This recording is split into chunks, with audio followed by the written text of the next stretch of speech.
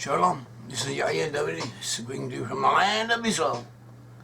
Today we're about to discuss the kings of Sweden. Kings of Sweden are members of an illustrious lineage. They represent an important country, and through them we can learn biblical principles of significance to us, of significance to our movement, to our beliefs. We understand that the lost 10 tribes of Israel are now to be found amongst Western peoples. And we have proven it. We have proven it from the Bible, proven it from rabbinical sources, from mythology, linguistics, history, culture, anything that is somehow either related to the subject. We have studied it and we have found proofs for it that show that the lost 10 tribes are now to be found amongst Western nations. One of those nations is Sweden. And also Sweden is headed by a king or a monarch. A king or a queen is headed by a monarch, or at least officially. Technically, the head of the government is a monarch. And this has significance.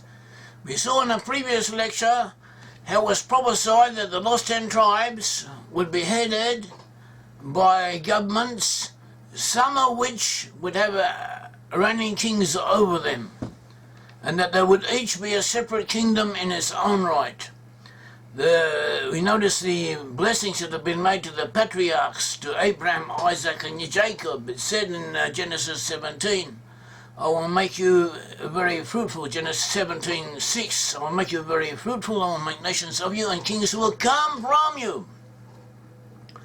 So too, in Genesis 17:16, it says, I will bless her, that is Sarah, the wife of Abraham, as a blessing given to her. I shall give you a son by her. Abraham was told that his son, the inheritor of his heritage, would come from her.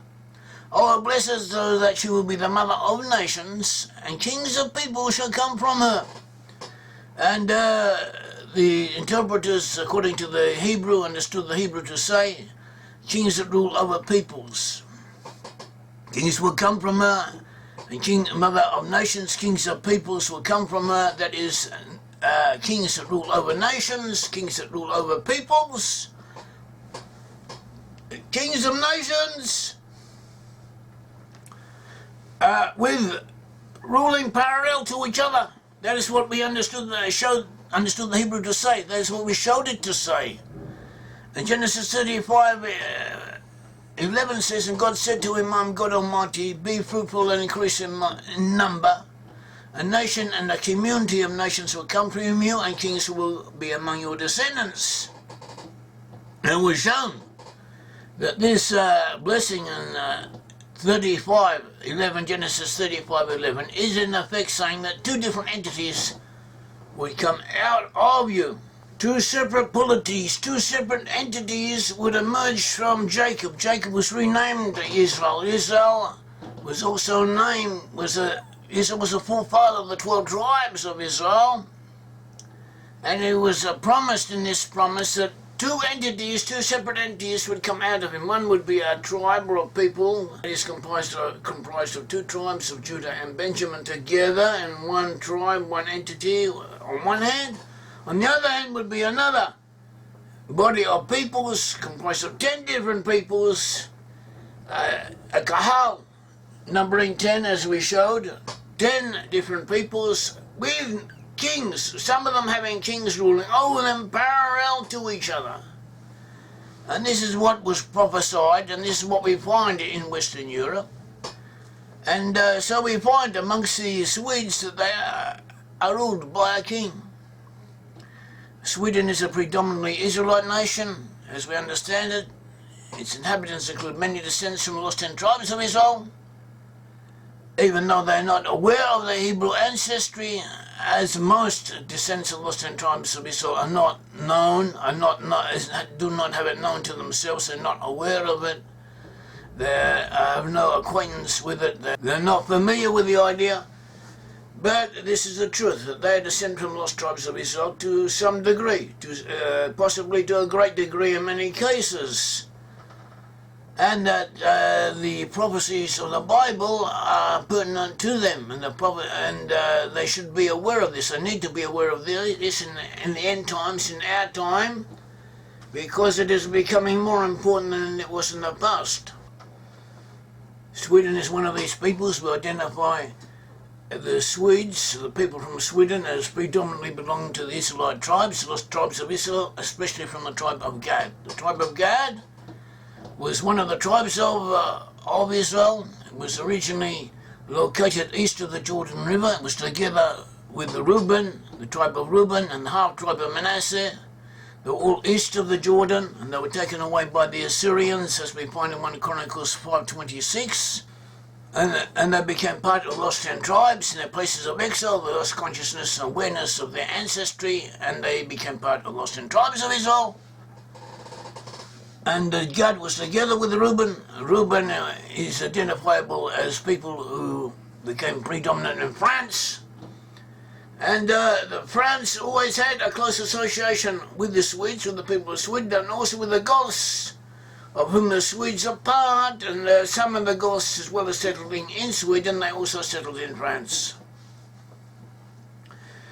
And we relate the Gothic peoples to the Swedes. The Goths come from Gad. In biblical Hebrew, the name Gad can also be pronounced as Goth. The A becomes an O sound, and the Dalet is pronounced more like a La. So you have Goth. And what is more, that in the place names concerning the Goths, we often find Gad, and when we find the word Gad, this is a sign that this area belonged to the Goths. So not only did the Goths have a name that could be a version of Gad, but they themselves used the name Gad for themselves in their place names. Now the sons of Gad were Ziphion, Hagi, Shuni, Arodi, and Arieli. Now these names of these tribal clans are groups who became important in the history of Sweden, on the history of Scandinavia in general, because to some degree the different peoples of Scandinavia intermix with each other, and the histories crossed over, were intertwined with each other. Areas that now belong to Sweden in the past belonged to Finland and to Norway, and vice versa, or to Denmark. But on the whole, they remained similar to what they are now. The kingdom of Sweden came into existence when the Goths of Gotaland and the Sweons of the Svea united. The Svea and the Goths came together. They created the kingdom of Sweden. The Svea were also known as Sweon. Sweon is a name that could be pronounced similar to Shuon. Shuon was one of the sons of Gad, as listed in the Bible. Another son of Gad was Harodi. We have the Herodis, and also the Rigros. Both have names similar to Harod and Harodi. Another son was Eroli, or Eroli, and we have the Heroli, who are also important in Sweden and in Scandinavia, and the other names of the sons of Gad also have similar associations with Scandinavia and with the Swedish people. In addition to that, the very name Gad in Hebrew connotes a coriander seed, a small seed. It also is related, according to the Bible, the biblical blessing of Jacob. He said that Gad is a troop, that is a gedud of people. And a gedud, Gad, a troop shall come upon him, but he shall gedud, and he shall become a troop against him. That Gad is known. The essence of Gad is to be a group together of peoples.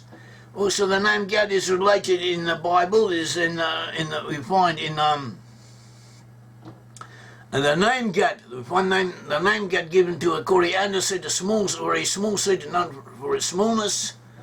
And Gad has this aspect of being a gadud, of being a group of people together. Gad needs others. Gad associates with others. The typical Swedish person does not want to be a leader. He does not want to stand out. He wants to be part of a group. This is an attribute of the Swedish personality. We have people on the internet have written about this. And on the internet you find various articles concerning different people write about their own country, the characteristics of their own country. And one of the descriptions concerning the Swedes is that they want to help each other, to be part of the group, to get together, to reach conclusions through group agreement. That something, in other words, should come out of the group rather than being imposed upon them, rather than one person leading the group, that they have a group interaction and the group decides or comes to the necessary conclusion, and that is how they conduct their lives, they conduct their businesses, their communal affairs, with exceptions. This is what they're known for and this is what they prefer. Joseph Goebbels, or Goebbels, or whatever his name was, the Nazi propaganda minister, he visited Sweden before the outbreak of the Second World War, and he was somewhat disgusted with what he saw. He considered the people not to be of the Aryans, not to have the Aryan nature despite their blondish and fair appearance. And he did refer to them as Germanic on the outside, half Jewish on the inside. So, and this element does exist in the Swedish character. Yair Davidiy in the 1600s, rather 1600s, 1700s, he was an authority of note. He lived in Italy, and he based himself on the biblical and other sources. He said the Gad, the tribe of Gad, had the attribute of being well off himself. He would be prosperous. He would render succor to the poor, to those who needed help, and he would help Judah. And these qualities fit the Goths in history, and also to the Swedes to some degree. There's also John Arrhenius in the 1600s, 1751, Swedish pastor in Sweden, and he said that the gods of North mythology represent Israelite ancestors of Scandinavia. And others have said the same thing. Our friend Örjan Svensson, as well as Dr. Kjell Artuns, both being linguists and archaeologists and researchers in their own right, they examined the runic inscriptions, and they have come to the conclusion that some of the runic inscriptions are written in Semitic languages, some of them are Hebraic and others are Aramaic, and this too is evidence or indication of Israelite ancestry. Conventionally, Sweden became a country, or is registered as a country, from the 500s CE. Legends and traditions say it existed long before then. It had rulers and heroes long before then. But our records as far as we show, they don't go much beyond the 500 CE.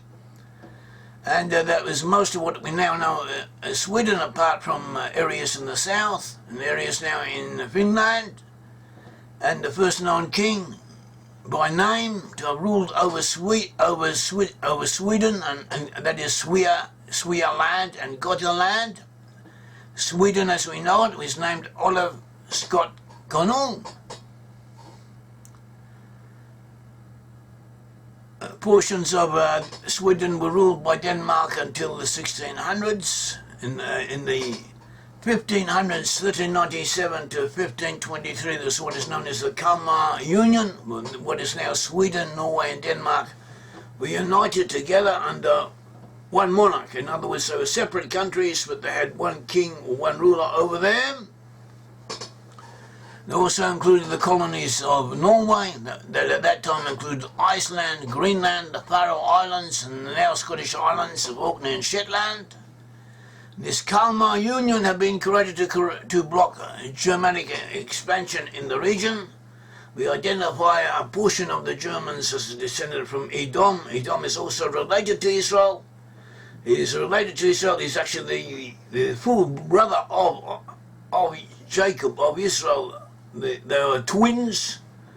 But apart from being closely related in kinship with us, he is our adversary in many ways. He traditionally has always been this way.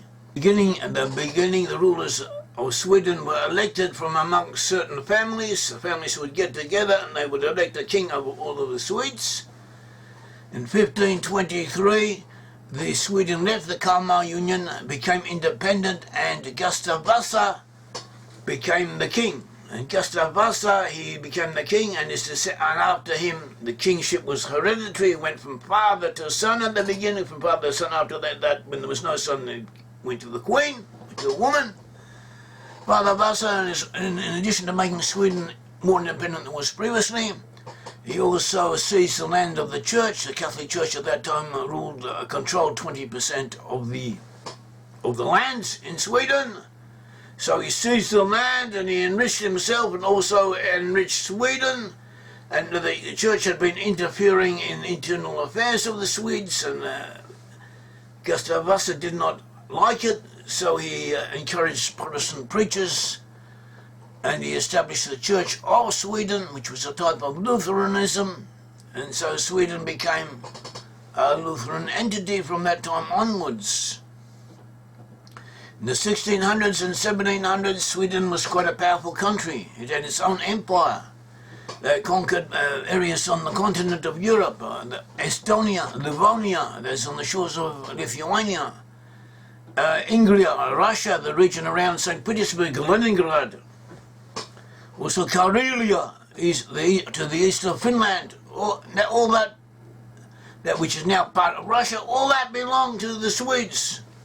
Also for a while they ruled over Finland. Today about 10% of the Finnish people still speak Swedish, and another 10% or more are believed to be of Swedish ancestry. In other words, you have a lot of people descended from the Swedes in Finland. We identify Finland as basically being descended from the tribe of Issachar. The other Israelites are present amongst them from other tribes. Prominent king of Sweden was Gustavus Adolphus, 1611 to 1632. He was a great general. He played an important part in the 30 Years' War in Germany, on the continent. He was financed by France. After Gustavus Adolphus, there was the Queen Christina, his daughter. She was the daughter of Gustavus Adolphus. She was somewhat eccentric, but she had quite a few characteristics worthy of admiration. Besides Swedish, she had learnt at least 7 other languages. She knew German, Dutch, Danish, French, Italian, Arabic, and Hebrew. Hebraic inscriptions are often associated with the monarchs of Sweden for some reason. It seems that more than one of them did acquire some knowledge of the Hebrew language and of Hebrew writing. At all events, Queen Christina had friendships and connections with Jewish scholars, even though at that time Jews were not officially allowed into Sweden. She had Jewish scholars in her entourage. She had connections with Jewish bankers, Jewish merchants. Rabbi Manasseh ben Yisrael from the Netherlands. He visited Queen Christina. He was a well-known scholar. He also became a friend of Oliver Cromwell. And Queen Christina eventually abdicated. She left the kingdom to a successor. She went to Italy. She converted to Roman Catholicism. She became a Catholic. And in Rome, she made the reigning Pope Clement X, prohibit the custom of chasing Jews during the streets during the carnival. That is, on Easter they used to have celebrations because it's a Christian festival. And it was a custom in Rome to get the local Jews and chase them, make fun of them, mock them, and chase them through the streets. They didn't necessarily harm them, but it was very humiliating. So Queen Christina was there in an official capacity or a semi-official capacity. She was living there. She was a guest of the Pope, but she was quite influential in her own right. And she prevailed upon the Pope to abolish that custom, and her voice was heard and was abolished because of her. She also issued a declaration that the Jews of Rome were under her protection, and she signed it, the Queen. This act was an independent act. It was out of place, perhaps. She didn't have the authority to make it, but it was accepted. The Pope did not want to upset her. You don't want an international incident to arise out of this, so he went along with it. So that is a point of interest. In 1718, the Jews were allowed to settle in Sweden without changing their religion. Before that, they had been forbidden to do so. 1718, the first synagogue was built in Stockholm, capital, in 1796.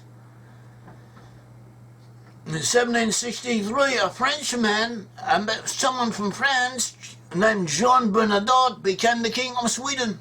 John Bernadotte, he was born in France. He was born in the southwest area of France, on the region of southern part of Gascony, bordering Spain. His father was a prosecutor, and he may well have been of Jewish descent. Bernadotte may well have been of Jewish descent. He even looks Jewish. That doesn't matter. A lot of people have that blessing or that affliction, however we want to describe it, but most of them are not Jewish. So, and some people like it, some people don't, but it's interesting. At all events, John Bernadotte was born in France as a Frenchman, and he became a French general, and he went up through the ranks. He was a brilliant man. He was a brilliant man. He had enormous capabilities and qualities, good qualities, and he was brave. He was a quick thinker. He was a brilliant thinker. And he excelled in many areas. He was also a diplomat and a peacemaker and a leader man, and he was well known. He became a famous general under Napoleon. Napoleon defeat the Prussians. Several of the victories of Napoleon were due to Bernadotte. He was married to a sister of the wife of the brother of Napoleon. This woman had once been a fiancée of Napoleon. He is considered part of the inner circle of Napoleon, the royalty, one could say, the impromptu royalty, ad hoc royalty of Napoleon. He was part of the inner circle of Napoleon. He was one of the 18 marshals, that is, chief rulers of the Napoleonic area, of the empire of Napoleon, which stretched over most of Europe at that time.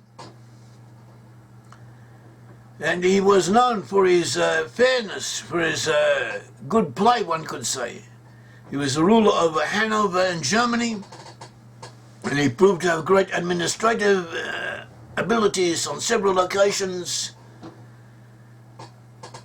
At one stage he stopped the looting by French troops under his command of the city of Lubeck, former Hanseatic city of Lubeck, northern Germany, an important place. And the French troops began to loot it, and he took charge and he prevented them from looting it. According to the account, he took out his sword, drew his sword, and by force prevented them from continuing the looting.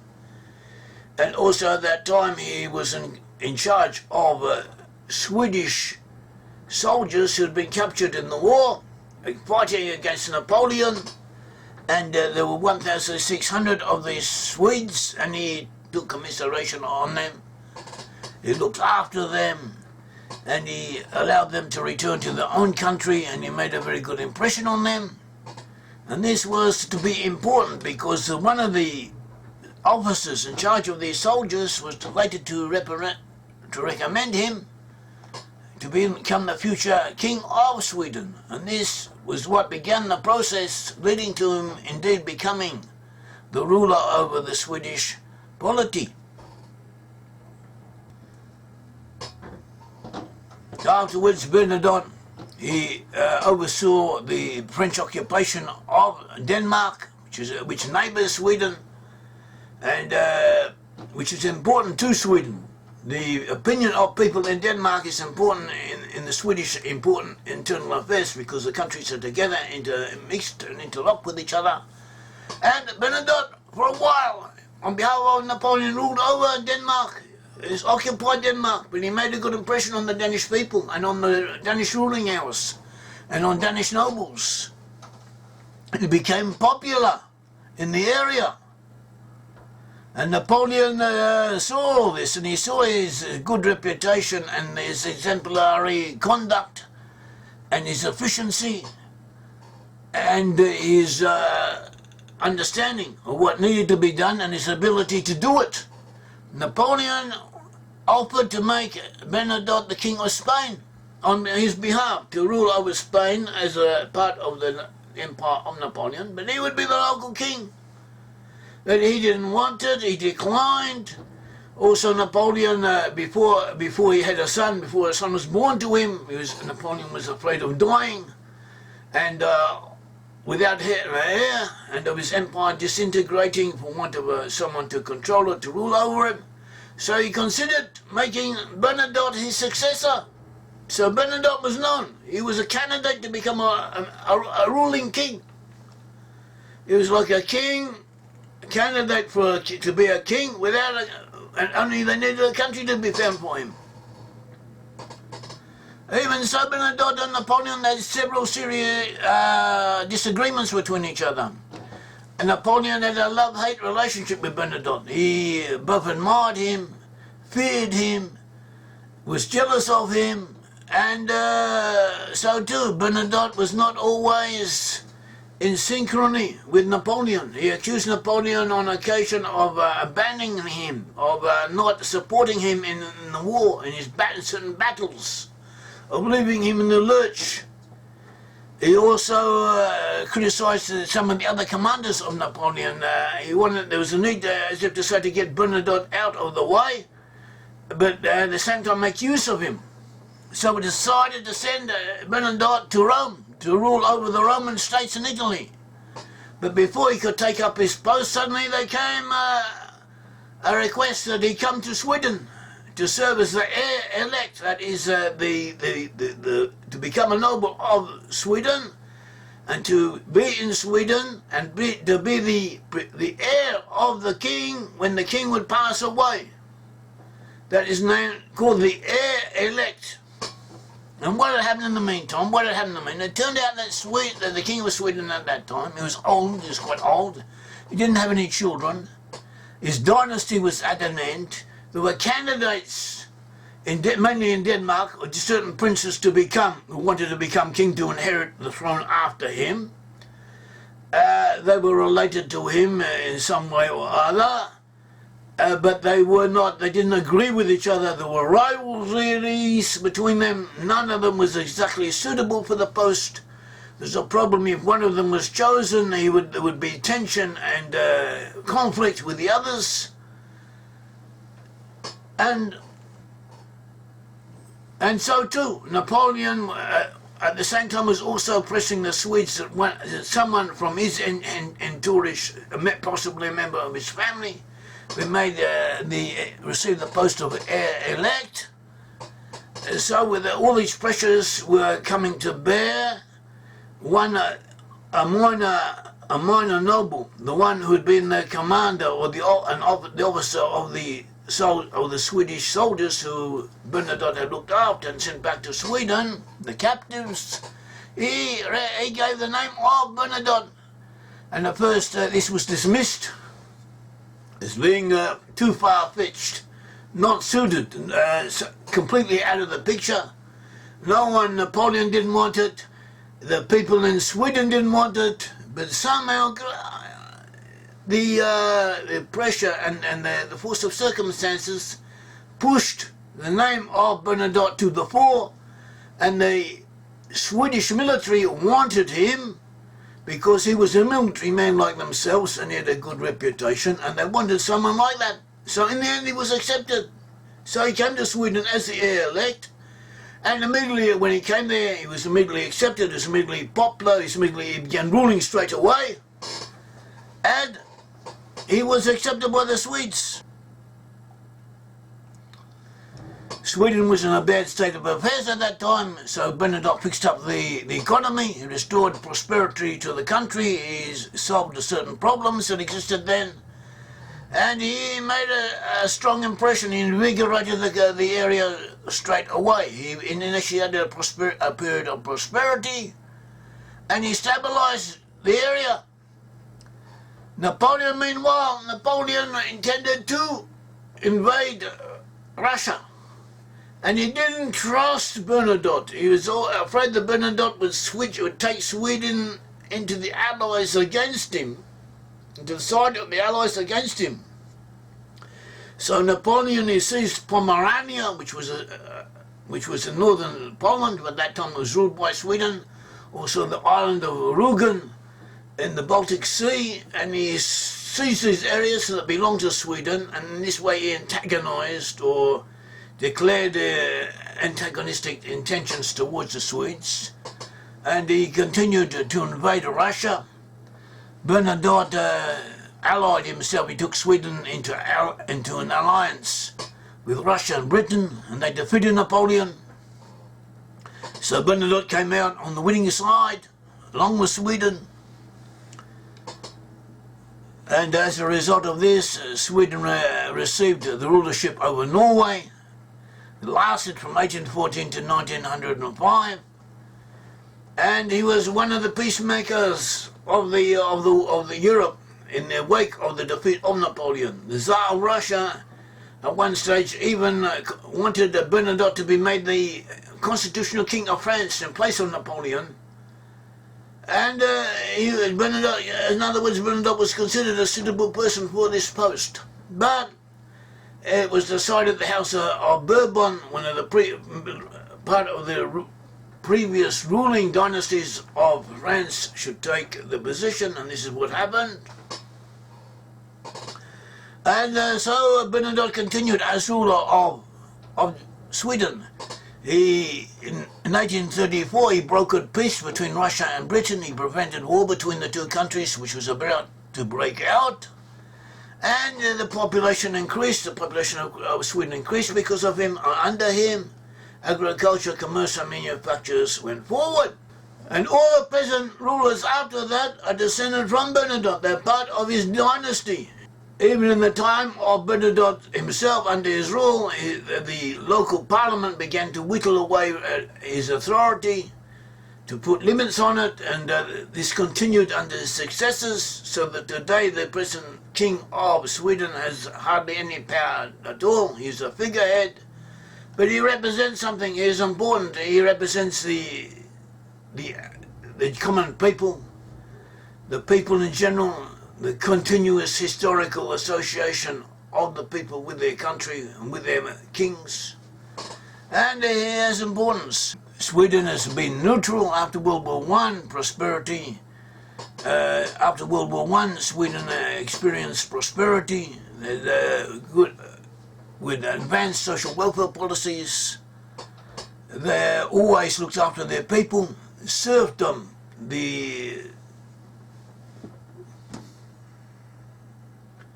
The status of serfs, of people having to work the land and being virtually the property or under the control of local lords, and not being able to move from one place to another, and so on, as existed up until recently in Russia, and before them in the Middle Ages in England and throughout Europe, in effect, did not exist so much in Scandinavia, and not in Sweden. The Swedes were always, relatively speaking, egalitarian. The common man always had his rights and his liberties. So that, which is worth, and this is worth noting as well. The present monarch of Sweden is King Carl XVI Gustav. One of his daughters, Princess Victoria, is the heir elect. She will be she will, if God willing, if she lives, assumingly she will do so, she will be the coming monarch when King Gustav goes to meet his maker. And they are popular. The royal family in Sweden is popular. Sweden is a prosperous country. just relatively speaking, egalitarian. They have their upper class, they have their nobles and so on, but relatively speaking, there's an egalitarian area. Everyone has their own rights, everyone is equal, considered equal.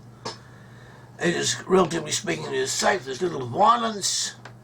The population of Sweden numbers about 20 million. Out of this 20 million, 2 million or more are refugees and immigrants, mainly from Muslim countries, Somalia, Eritrea, Morocco, Algeria, Syria, and so on. And these Muslim element in the population causes some trouble. They cause a lot of crime, violent crime. They have gangs, they have drugs, they have weapons. Anti-Jewish incidents are frequent emanating from them. Because of them, there are attacks upon Jews and the Jewish institutions. They also attack women, especially non-Muslim women. And this is a problem.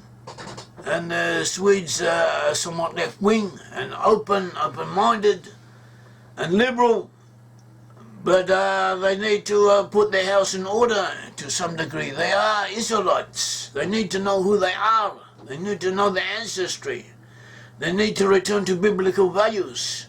They need to support the state of Israel.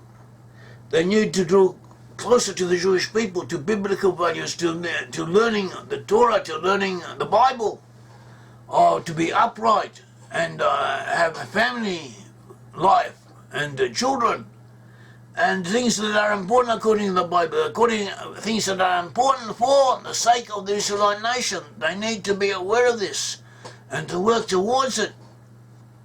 So too the Jews in Israel and elsewhere, the Jews too need to become more religious to keep the Torah.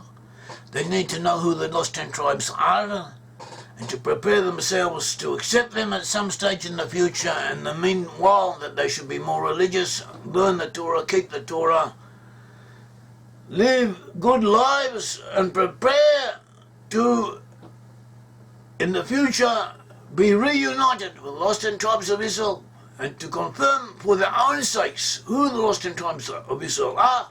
We have proofs, we have evidence, and we have something to say. We should at least be listened to, and our claims should be examined, because we are confident that if our claims are examined objectively by honest people, then they will be ascertained, they will be confirmed. May the Lord God of Israel bless you. Thank you.